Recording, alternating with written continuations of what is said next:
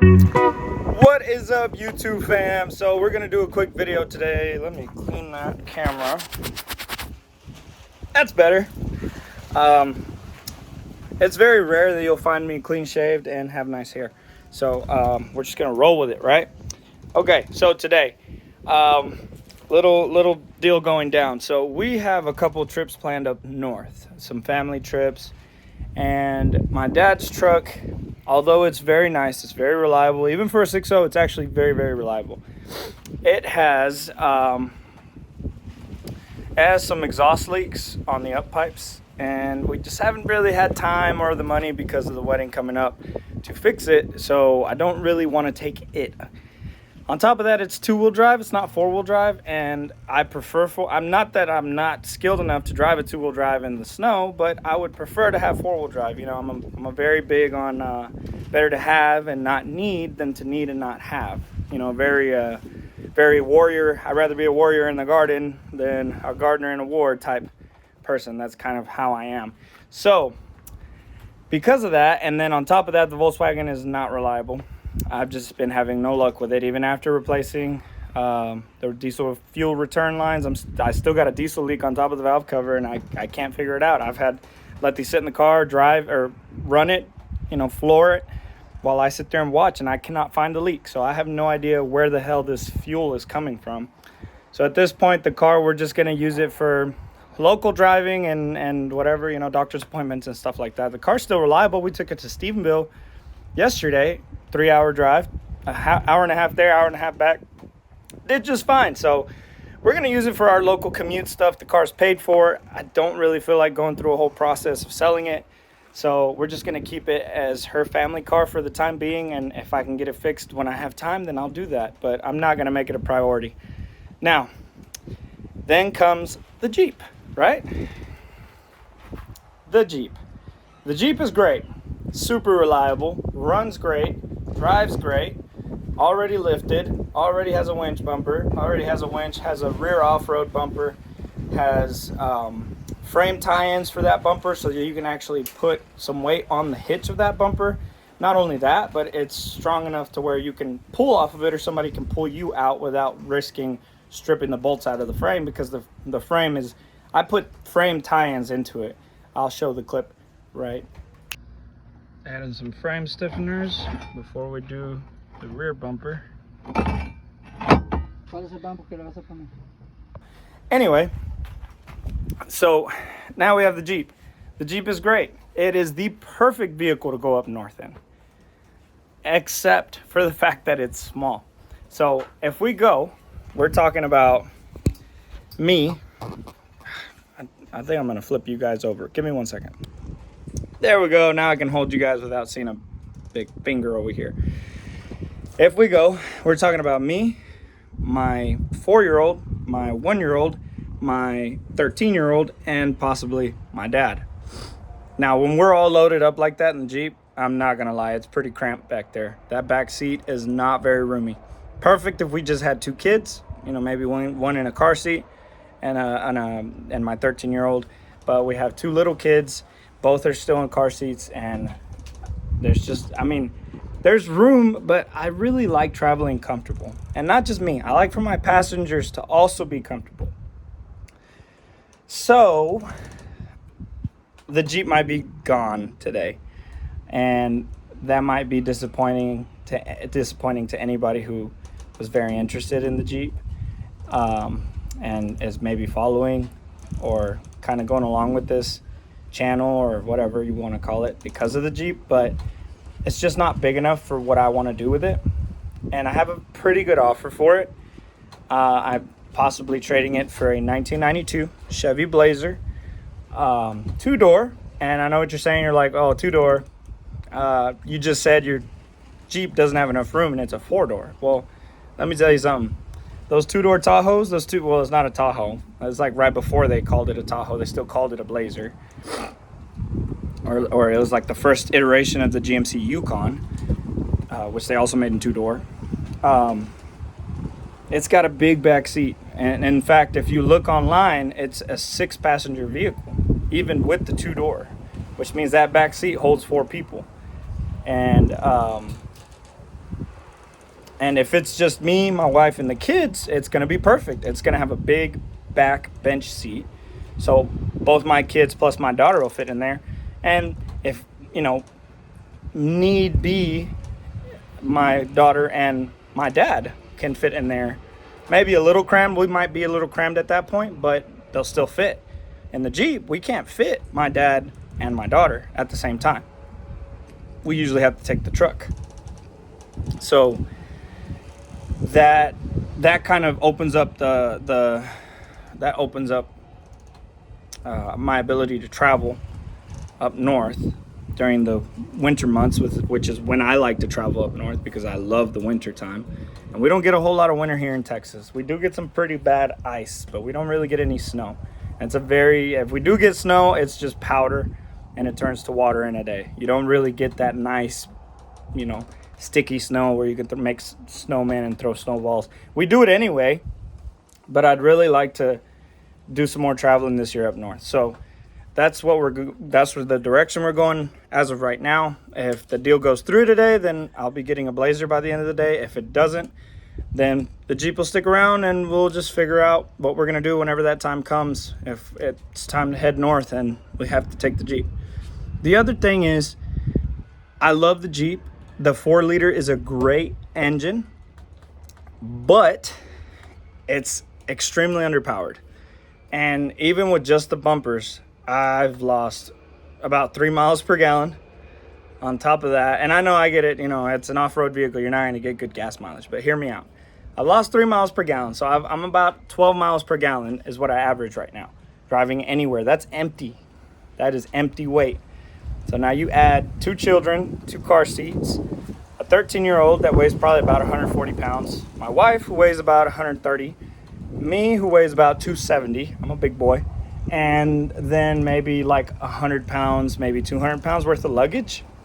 That's a lot of weight to throw on this Jeep. And can it handle it? Yes, I'm sure the Jeep would handle it just fine. Empty, it does 70, 75 on the highway without forcing the Jeep because it's got the 30-inch tires. It's not huge tires, which I'm not big on huge tires. I didn't buy this Jeep to do some crazy rock crawling. I just wanted it to go up north, maybe hit some trails and to get some nice views or some nice campsites. That being said, I'm rambling. The Blazer has the 5.7. It has the 350. So I'll be getting about the same gas mileage loaded. You know what I mean? So it gets 17 highway, which is about the same as the Jeep now. My Jeep, it used to get 17 before I put the bumpers on. Now it gets about 15 highway and probably about 12 city. The Blazer, gets 17 highway and 12 city. So it's already at that same average that the Jeep was. But I can load it up with people and I don't have to worry about it being underpowered, it having not enough horsepower. All around, the Blazer is just going to be bigger, better, and stronger. And I'm big on, if I need to pull a trailer, I need to have something that can pull the trailer. And the truck is my dad's. The Ford is my dad's. That's not my truck. Now, he lets me borrow it whenever I need it. But if he's out and about and he's not home, I really need to pull something. I'd prefer to have something a little bit more along the lines of full size versus mid-size. So, and this isn't to say I'm not going to get another Jeep because I've bought like 5 of these already and I love them. They're great vehicles. So stay tuned for that. I talked the guy into letting me keep my winch. So he is going to let me keep my winch and that's what we're going to do right now. So I installed this winch. I didn't take videos of anything when I installed and did the bumpers and everything. I was just super busy. I wanted to get it done because we needed to use the winch to do projects here at the house. But I am going to take a video of me uninstalling the winch so you can kind of just play that backwards if you decide to install this winch and to use this type of bumper that I have on the Jeep. This bumper is a cheap eBay bumper. It costs $312. For the most part, for a $312 Jeep, it's pretty good. It came with fog lights, like with the bumper. I didn't have to pay extra for that. The metal, you can tell it's pretty thin and it probably wouldn't last on some hardcore stuff, but if you're kind of doing a build like mine where it's more of a touring setup than it is a hardcore rock crawling setup, this bumper's perfect for you. So I'm going to do a video on the uninstall of the winch and then that'll be what we kind of do for right now. So let's get started. All right, to take off the winch is actually super simple. So you have the ground wire right here. You have the your power wire right here with the the relays that it comes with. And I ran them down through here and underneath the radiator. So they're gonna come out from underneath the bumper, and then we just have to disconnect this, this, and this here. And then there's 4 bolts underneath, somewhere in here. Yeah, right here, right here, right here, and same on the other side. And that's it. We can pull the wireless remote control off right here. That just comes right off. That's there. We'll undo these clips, and that's it. We'll pull the winch bumper out. Super simple. These are easy to install. Nothing to them.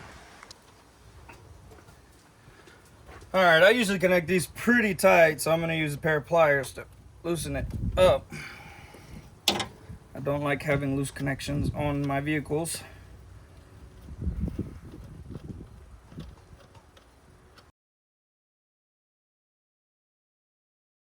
Remember, when you're taking your battery, your positive battery cable apart, you use a left-handed wrench, okay? Don't want to use right-handed on this. See? Had you used a right-handed, it would have ended up tightening it.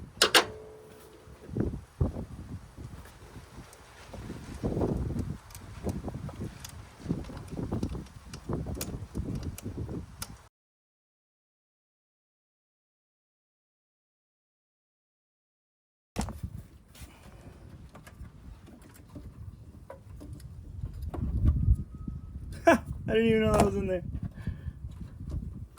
The things you find when you're not looking for them. Alright. There's the ground wire. Now we're going to do the same with the hot wire.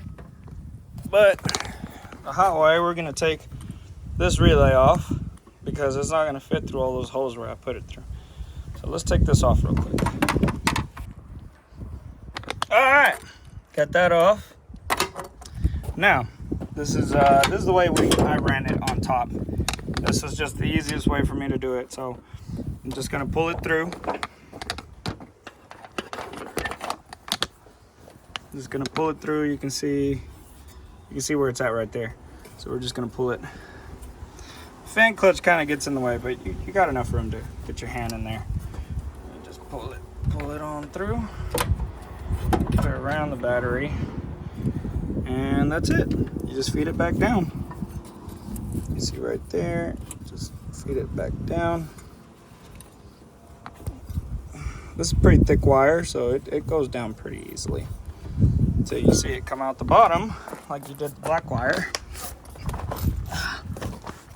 You can see it right there. And then you just pull it the rest of the way down.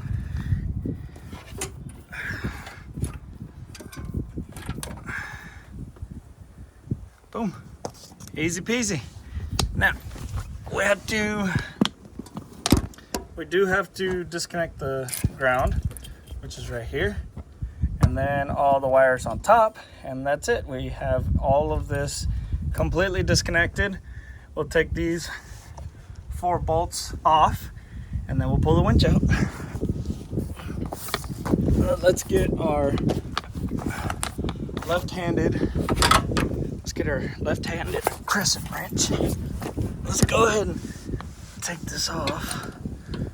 Just pull this back.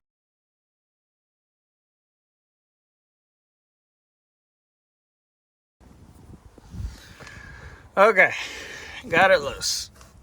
Just take this off. Take that nut off.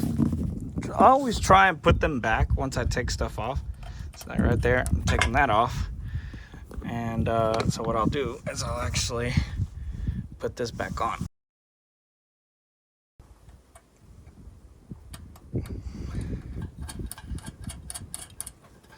Also, don't forget this ground wire that comes off of the top, the box, the controller box on top. All right, so So everything down here is pretty much taken off except for the 4 bolts. So we're going to take everything on top off, get all the wires cleared and out of the way. Then we'll take the 4 bolts off and we'll be ready to roll. All right, now that all that is taken apart underneath, we need to, where is this? Oh yeah, so that's taken apart underneath. We're going to start taking these off right here, these 3, and then we can take the box off. And then we just take the box off. Once the box is removed, we can take the 4 bolts and we'll be done. So let's get that going right now. There we go, that works. All right, gotta get my left-handed crescent wrench. I'm gonna go ahead and start taking this apart.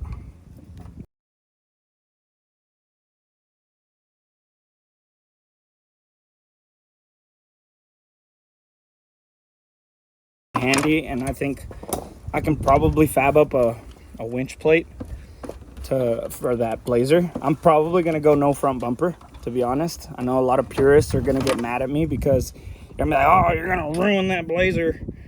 Well, I'm sorry. The heart wants what it wants. And I'm not gonna base my build on your preferences. I'm gonna do them on mine. All right, let's get these.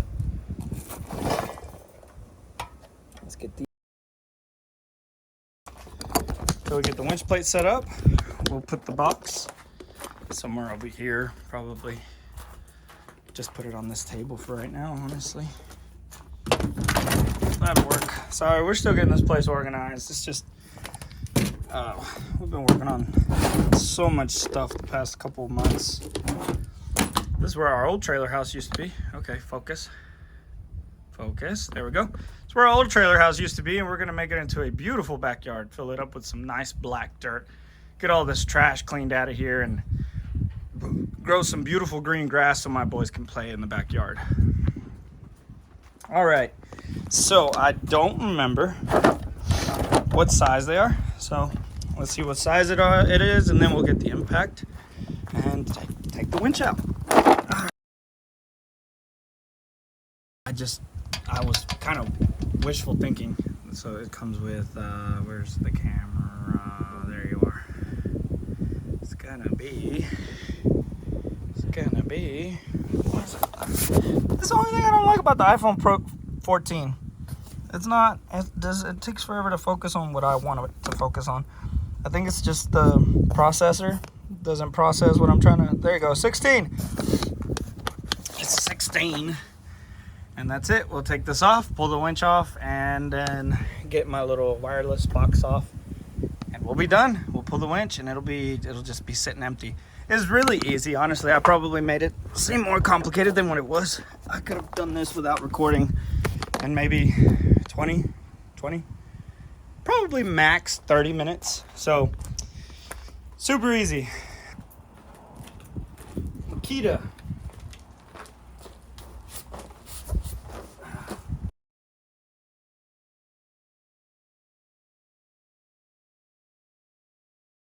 Forgot about this. Can't really pull that through, can I?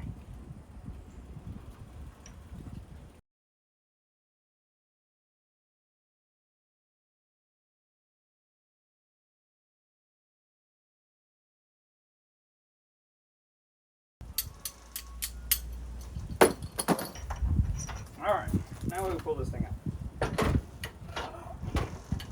Come on.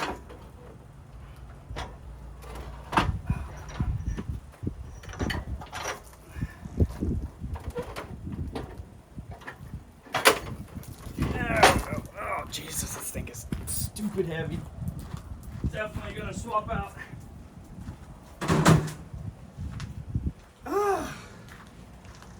Definitely gonna swap out that wire for some the nylon. I don't know if that's what it's called.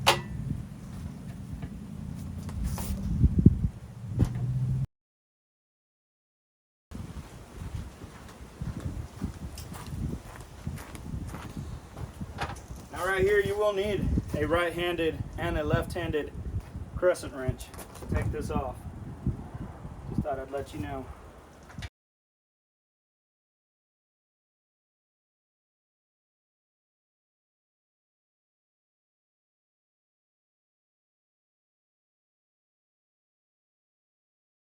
It's not there. There's that. These 4 go on the bottom of the winch. So I'm gonna put that over there.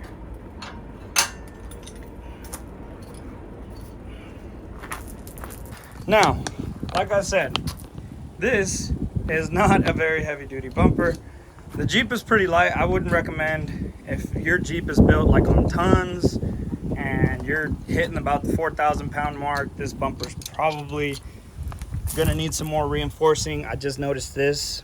You can see dips right here where this plate was pulling forward when I winched off of something. You can see that. So definitely would probably, if I was keeping this, I would probably reinforce it. Maybe make some attachments that line up with these holes that attach to the actual frame on the Jeep. Although that's not very strong framing, but hell, that would help, just to help reinforce it and grab a hold of the Jeep. But that's it. We are done, people. I appreciate you staying till the end of this. This was kind of a long walkthrough of how to remove a winch bumper. Stay tuned. Maybe we'll have a blazer by this afternoon. Or I'll be making a video on how to put the winch back on. Anyway, deuces.